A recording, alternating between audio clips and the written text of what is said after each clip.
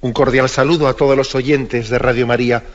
Un día más, con la gracia del Señor, proseguimos el comentario del Catecismo de nuestra Madre la Iglesia.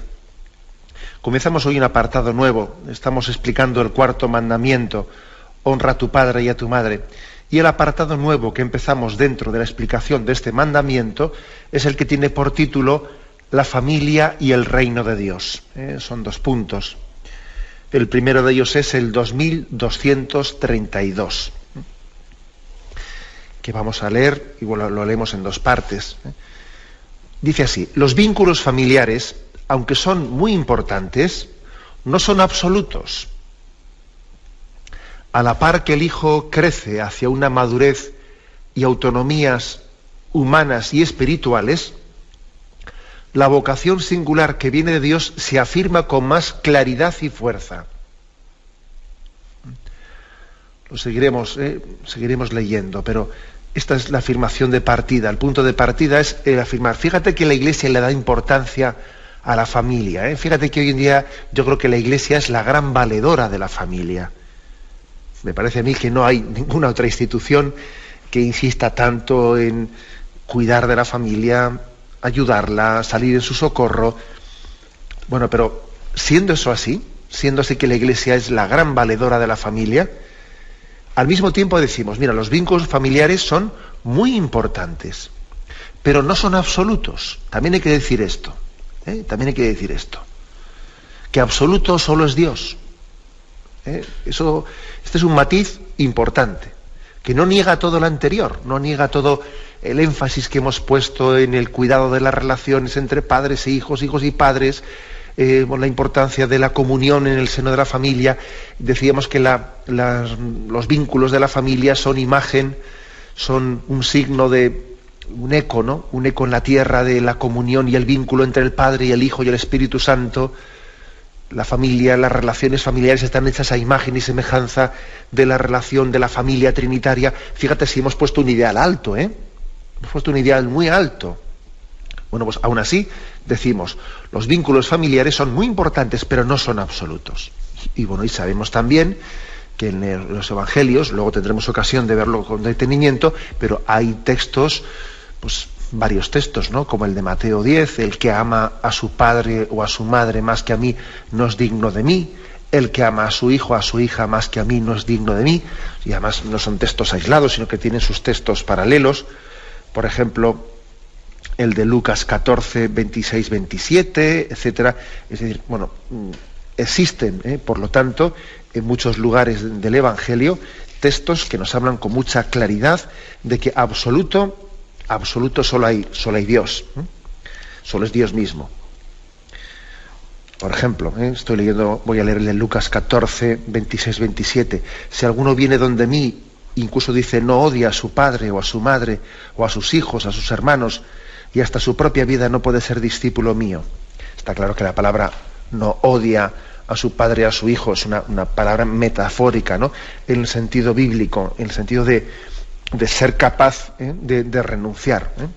Bueno, pues son tan... Al mismo tiempo la Iglesia tiene que predicar las 2 cosas, ¿no? La importancia tan trascendente de los vínculos familiares, pero que no son un absoluto. ¿Por qué decimos esto? Bueno, pues decimos por lo siguiente, porque sencillamente la siguiente frase es muy, muy delicada en la manera de expresarlo. A la par que el hijo, al mismo tiempo, ¿no?, que el hijo crece hacia una madurez y autonomías humanas y espirituales, la vocación de Dios se va afirmando con más claridad. Es decir, fíjate lo que ocurre, que si el hijo va creciendo en madurez, al mismo tiempo cada vez tiene más autonomía de los padres. ¿Es así?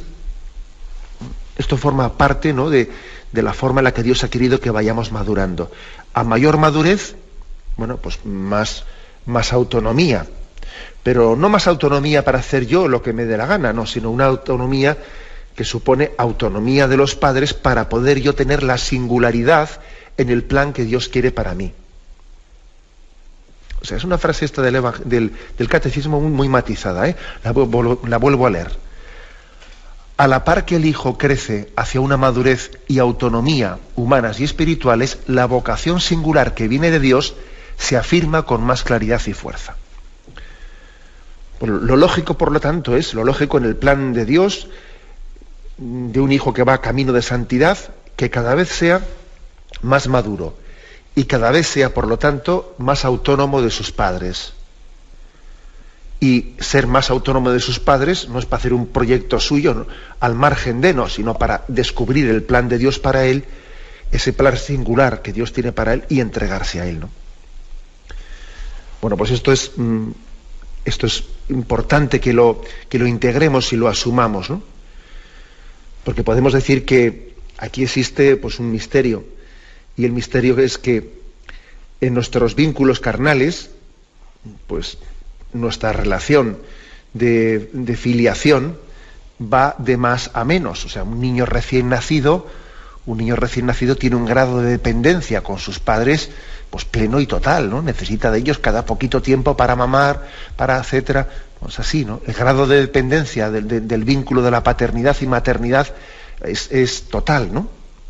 Según va creciendo, cada vez se vale un poquito más por sí mismo, cada vez se vale un poco más por sí mismo. Mira, ya empieza a correr, ya hace esto solo, ya ha aprendido a comer solo, ya sale de casa él solo. Fíjate, al principio le acompañábamos, ahora ya sale solo, ahora ya no sé qué, luego se independiza, luego tal. Es decir, la paternidad carnal parte de una dependencia total y va, lógicamente, hacia una autonomía cada vez mayor, ¿no? Sin embargo, es distinto, ¿no?, en los vínculos de relación de paternidad espiritual que tenemos con Dios. Con Dios es distinto. Quien va en camino de santidad siente que Dios cada vez es más padre para él, cada vez depende más de Dios. Es al revés que en la paternidad carnal. Allí se va de más a menos, aquí se va de menos a más.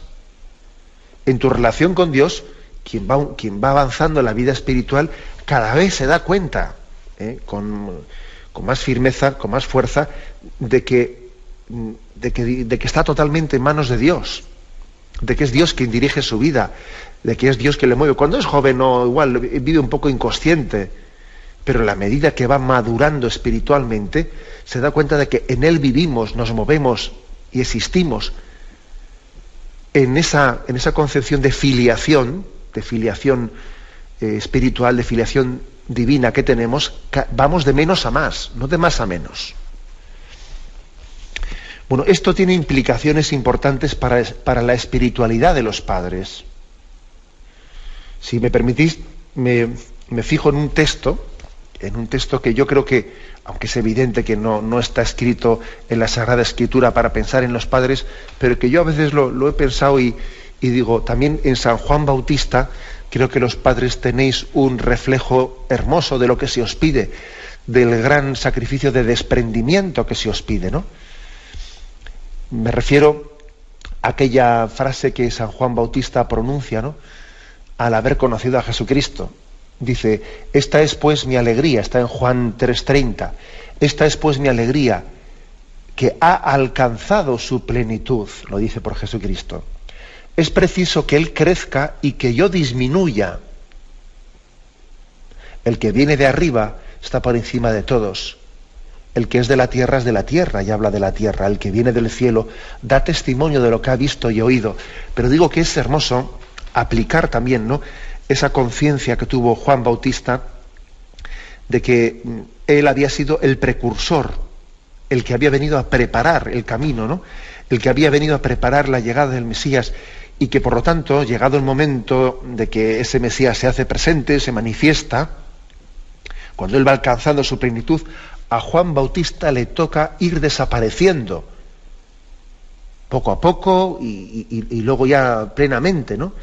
Conviene que él crezca y que yo disminuya.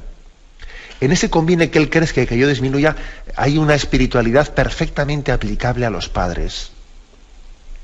Yo creo que también es bonito, es hermoso que os encomendéis los padres a San Juan Bautista, ¿no?, para aprender a decir esta frase.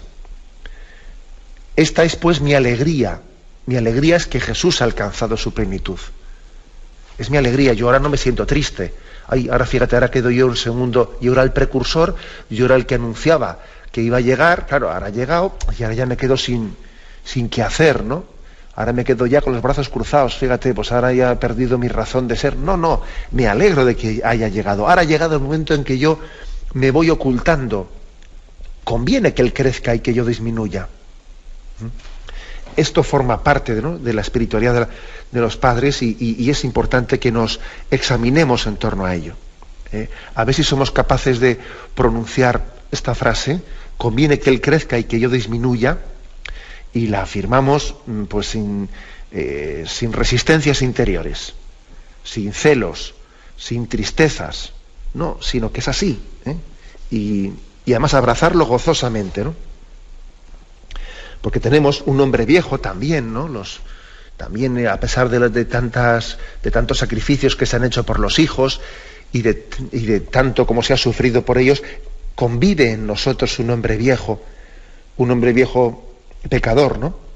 Que pretende tener pues un protagonismo y pretende ser él el que dirija las cosas, ¿no? Y dirija a los hijos y decida él cómo hacer las cosas. Bueno, pues igual estar siempre decidiendo. Estamos en esta edición del Catecismo, en el punto 2232. Habíamos explicado las primeras dos frases de este punto, afirmando la importancia de los vínculos familiares, pero sin embargo diciendo al mismo tiempo que no son absolutos. No son absolutos porque en la medida en que el hijo va creciendo en madurez, va creciendo también en autonomía hacia sus padres y buscando la vocación singular que Dios tiene para él, ¿no? Dice después: los padres deben respetar esta llamada y favorecer la respuesta de sus hijos para seguirla. Es preciso convencerse de que la vocación primera del cristiano es seguir a Jesús. Esa es la primera vocación. ¿Para qué has venido? Para seguir a Jesucristo. Ser cristiano es ser discípulo de Cristo. Bueno, dice que los padres tienen que respetar y favorecer. Respetar y favorecer. En primer lugar, ¿no?, la palabra respetar marca un mínimo, ¿no? Un mínimo. Respetar la llamada de Dios, respetar el camino singular que Dios tiene para nuestros hijos. Bueno, hay que convencerse de que nuestros hijos son imagen y semejanza de Dios, no son imagen y semejanza nuestra. Entonces, Dios tiene una vocación para ellos. Yo no tengo una vocación para mis hijos. Yo no soy el que tengo que descubrir la vocación para mis hijos. Yo no se la puedo dar. Se la tiene que dar Dios. Eso hay que decírselo a un hijo claramente. Mira, hijo, Dios tiene una vocación para ti. Él te ha creado su imagen y semejanza y tú tienes que descubrir esa voluntad suya singular, una vocación singular que tiene designado para ti. Entonces un padre, ojo con que en ese sentido posesivo lleguemos, hombre, explícitamente no creo que nadie se atreva a afirmar esto, ¿verdad? Pero implícitamente uno puede hacer como si así fuese, ¿no? Yo he pensado en la vocación que tiene que tener mi hijo, eso tiene que ser así, como si mi hijo fuese, ¿no?, pues eso, carne de mi carne, sangre de mi sangre, a mi imagen y semejanza, y yo le doy la vocación a mi hijo. Pues no, señor, eso no es así. Ojo, y a veces ocurre esto, que yo a mi hijo, como ayer comentábamos en el programa de ayer, pues yo he pensado en qué profesión tiene que tener, y si mi hijo no tiene la profesión que yo había pensado para él, me decepciona, porque yo he trabajado toda mi vida para que mi hijo sea un ingeniero industrial, y entonces si me falla y esto, no, bueno, entonces dice, vamos a ver, pero usted tiene que dejarlo todo atado, ¿o qué? Un consejo muy importante, ¿no?, para la vida espiritual de los padres: no soñar en el futuro de los hijos, no perder energías, no perder tiempo, no desgastar la imaginación soñando en el futuro de los hijos. Que es que vamos, ¿no?, que a veces pues hacemos un castillo de naipes, ¿no? Esto puede ser así, y esto si fuese así, entonces mi hijo no sé qué, porque esto no soñar en el futuro de los hijos, ¿no?, sino sencillamente orar por ellos, ¿no?, en vez de estar perdiendo el tiempo, imaginando cómo va a ser el futuro de mi hijo, voy a dedicar ese tiempo que estoy desperdiciando a orar por mi hijo y a pedir que sea fiel a la voluntad que Dios tenga para él, ¿no? Porque a veces deseando el bien para los hijos o con la excusa de que les estoy deseando bien, lo que estoy es marcándoles mi camino. Y entonces hay que acordarse, ¿no?, de esas expresiones bíblicas: mis caminos no son vuestros caminos. mis designios no son los vuestros. Luego muchas veces tomamos excusa de que yo deseo el bien para mi hijo para marcarle mi camino. Y eso es un autoengaño, es un autoengaño. El demonio siempre se disfraza de bien para hacer su obra. Claro, no va a ser tan tonto de pretender llevar adelante su obra pues a cara descubierta. No, siempre se disfraza de bien. Pero si yo le deseo el bien a mi hijo, ya. Pero es que no solo es que se lo desees, es que tú le impones tus maneras, tus tiempos. Mis caminos no son los vuestros, ¿no? Por tanto, primer consejo, no soñar. Segundo consejo, no, que es casi, yo diría, el correlativo de lo primero, ¿no? No sentirse decepcionado porque mi hijo no cumpla mis expectativas. No sentirse decepcionado, ¿no? Es decir, tener una confianza en la providencia por encima, ¿no? Hasta de los caminos que mi hijo, por encima de los errores que mi hijo pueda cometer. Tener una confianza en la providencia por encima de esos errores. En su tiempo hablamos mucho aquí de la providencia, os acordaréis, de la confianza en la providencia, de que nosotros tenemos que confiar en que todo resulta para bien cuando se ama y se confía en Dios, ¿no? Todo resulta para bien. Entonces, hay que hacer un acto grande de confianza en la providencia, incluso cuando vemos que nuestros hijos toman caminos que dice, pero bueno, este camino no puede ser la voluntad de Dios. Mi hijo tiene que descubrir la voluntad de Dios, pero esta tontería que está haciendo, esto no puede ser voluntad de Dios. Pues es posible, pero también a la voluntad de Dios, pues a veces se llega cometiendo errores, ¿no? Y la voluntad de Dios muchas veces se descubre en el arrepentimiento, en la conversión. Entonces, también un hijo llegará a un momento en la vida en que si se equivoca, habrá que dejar que se equivoque, porque es que en primer lugar nos toca respetar, como dice aquí, respetar pues la vida de nuestros hijos, ¿no? Y yo creo que es muy importante en estos casos no sentir una decepción que nace, que continuamos en esta edición del Catecismo de la Iglesia Católica comentando estos puntos 2232, también ahora vamos a comentar el 2233. Decíamos antes que los padres tienen que respetar y favorecer la respuesta de sus hijos, ¿no? Respetar y favorecer. El tema de favorecer se refiere sobre todo a favorecer también la llamada de Dios a sus hijos en concreto, ¿no? La vocación que Dios les dé. Está un poco reflejado en el punto siguiente, dice, hacerse discípulo de Jesús es aceptar la invitación a pertenecer a la familia de Dios, a vivir en conformidad con su manera de vivir. El que cumpla la voluntad de mi Padre Celestial, este es mi hermano, mi hermana y mi madre. Los padres deben acoger y respetar con alegría y acción de gracias el llamamiento del Señor a uno de sus hijos para que le siga la virginidad por el reino, en la vida consagrada o en el ministerio sacerdotal. Es decir, primero respetar. Es decir, mi hijo no está hecho a mi imagen y semejanza. Yo no tengo la vocación de mi hijo, la tiene Dios. Y luego en el momento en que se va descubriendo, en el momento en el que se va poco a poco revelando qué quiere Dios para mi hijo, lo favorezco, ¿no? Porque su vocación es seguir la voluntad de Dios, la vocación de Dios. Y es frecuente hoy en día que cuando el Señor tiene alguna vocación específica a la vida consagrada, que uno de los obstáculos principales suele ser el de las familias. Esto en otro tiempo no era así, ¿verdad? Bueno, pues hoy sí es así.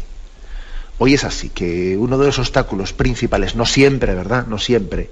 Pero cuando tenemos algunas reuniones por ahí, pues de encargados de pastoral vocacional, etcétera, solemos constatar que es muy frecuente que en el seno de las familias tenga hoy en día lugar unos obstáculos, unas resistencias muy fuertes para poder secundar y para poder, no digamos nada, favorecer la vocación de sus hijos. Lo primero es que conozcas la vida, luego más tarde ya no sé qué, lo primero son tus estudios, haz una carrera, haz no sé qué, luego más tarde ya verás esto, bueno, a ver, que nuestro hijo se quiere ir de misiones, pero bueno, pero qué idealista es este, primero que ponga los pies en el mundo, qué tal, qué cual. Es decir, es muy frecuente Es muy frecuente que hoy en día con argumentos supuestamente no razonables, sin embargo se esté de alguna manera obstaculizando esa llamada de Dios para con nuestros hijos. Por lo tanto, es un llamamiento a decir, tengamos cuidado, ¿no? Tengamos cuidado en ello. Dos textos, ¿no? Quiero igual rematar esta explicación con dos textos concretos que yo creo que son muy iluminadores. Uno es el de Mateo 12:49, que está aquí también en este punto 2233 del Catecismo. Dice: todavía estaba hablando la muchedumbre cuando su madre y sus hermanos se presentaron fuera y trataban de hablar con él. Alguien le dijo: oye, ahí fuera están tu madre y tus hermanos que desean hablarte. Pero él respondió al que se lo decía: ¿quién es mi madre y quiénes son mis hermanos? Y extendiendo su mano hacia sus discípulos dijo: estos son mi madre y mis hermanos. Pues todo el que cumpla la voluntad de mi Padre Celestial, ese es mi hermano, mi hermana y mi madre. Es decir, es un texto que a veces incluso cuando lo leemos nos puede parecer que, no sé, que es hasta poco respetuoso por parte de Jesús hacia su madre o su familia que estarían ahí fuera buscándole. Ahí están tu madre y tus hermanos. Bueno, ya sabéis que la palabra hermanos, en el sentido bíblico, en el contexto arameo, en el que está pronunciado, escrito, ¿no?, el Evangelio, la palabra hermanos se refiere indistintamente a hermanos o primos. Sabemos que Jesús no tenía hermanos, por lo tanto estamos hablando de que ahí fuera estaban su madre y sus hermanos, es decir, sus parientes, sus primos más próximos, ¿no? Y Jesús hace también un acto catequético, diría yo. O sea, Jesús está también, igual que en aquel episodio de Jesús perdido en el templo, también él tuvo allí una pedagogía hacia María y hacia José para irles preparando al desprendimiento de Jesús. También aquí Jesús está haciendo otro acto catequético dirigido a todas las familias, para que entendamos de que si muy importantes son los vínculos carnales en el seno de la familia, no son absolutos. Es decir, es más importante los vínculos espirituales que los carnales. Por eso dice: ¿quiénes son mi madre y mis hermanos? Estos son mi madre y mis hermanos, los que escuchan la palabra de Dios y la cumplen, ¿no?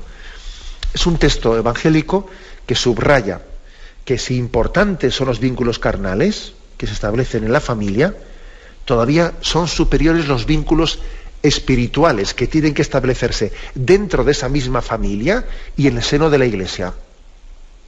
O sea, la Iglesia es de alguna manera como la plenitud de la familia, porque en ella hay unos vínculos espirituales que llegan incluso a superar los vínculos carnales. Y entonces por eso Jesús puede llegar a decir: el que no es capaz de dejar a su padre o a su madre por mí, no es digno de mí. Porque los vínculos espirituales llegan a superar a los carnales. Como veis, es un texto evangélico importante, exigente, y que nos purifica mucho, porque nosotros tendemos a valorar pues lo que nace de nuestra carne y de nuestra sangre pues con una fuerza de posesión tremenda. Pero aquí Jesús lo deja muy claro, ¿eh? ¿Quién es mi madre y mis hermanos? Estos son mi madre y mis hermanos. Es verdad que podríamos decir que el vínculo que tenían Jesús y su madre María era superior el vínculo espiritual que el vínculo carnal. Es aquello que decía San Bernardo: antes de concebirle en su vientre, le había concebido en su corazón. María a Jesús, ¿no?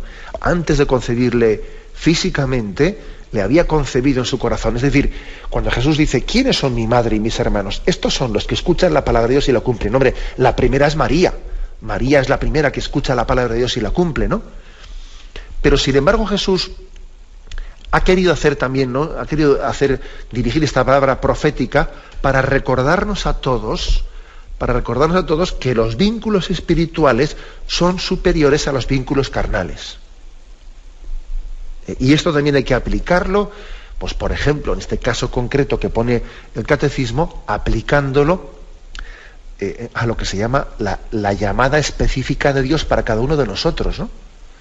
al matrimonio, a la vida consagrada, al seguimiento de Jesucristo, que para poder responderla de... Sí, buenos días, ¿con quién hablamos? Hola, buenos días, me llamo Begoña. Adelante, Begoña. Vamos a ver, mire, padre, yo siempre he tenido una duda en la que yo pensaba que todos los actos que realizamos en la vida pues están marcados por la voluntad de Dios, ¿no?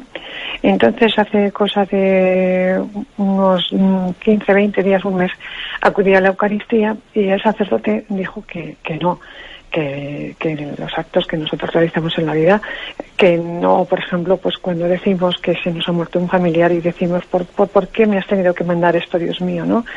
Que eso no es la voluntad de Dios, que Dios quiere que nosotros seamos felices en la tierra y quiere nuestro bien. Entonces, ahora sí sería usted tan amable, por favor, de descifrarme si de una vez es o bien lo que yo pensaba o bien lo que nos dijo el sacerdote en la Eucaristía. Le agradecería mucho, por favor, que me aclararía esa duda. Yo creo que la respuesta a esa duda es la siguiente, ¿no? Es decir, existe una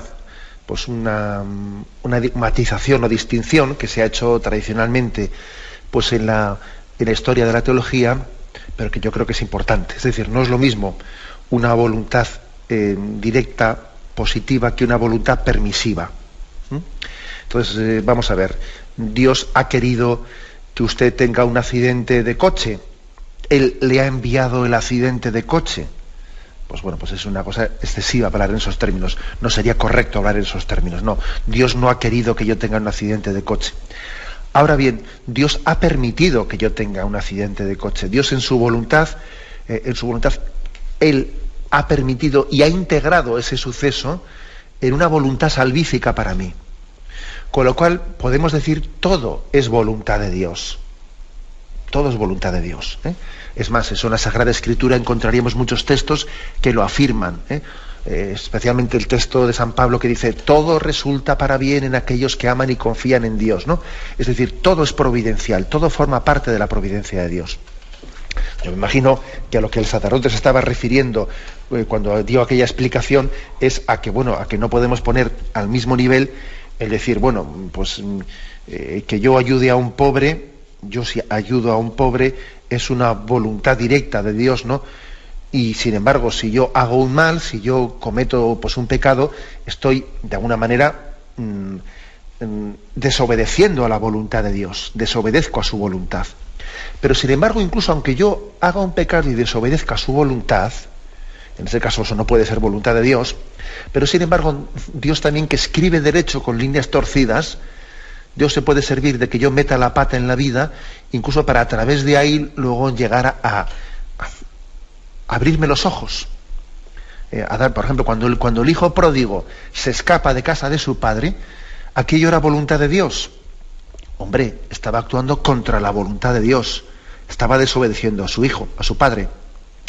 Pero sin embargo Dios tenía una providencia, y la providencia era que ese hijo, desobedeciendo a su padre, caíese en cuenta de que nadie le quería en el mundo más que su padre, comprobar cómo uno puede llegar a tocar fondo cuando se queda sin dinero, cuando todo el mundo abusa de él, darme cuenta, pero si yo en casa de mi padre vivía mucho mejor que aquí. Es decir, incluso hasta la desobediencia del hijo, hasta el pecado que es no hacer la voluntad de Dios, formaba parte de un plan de Dios, ¿no?, para que ese hijo llegase a descubrir quién era su padre.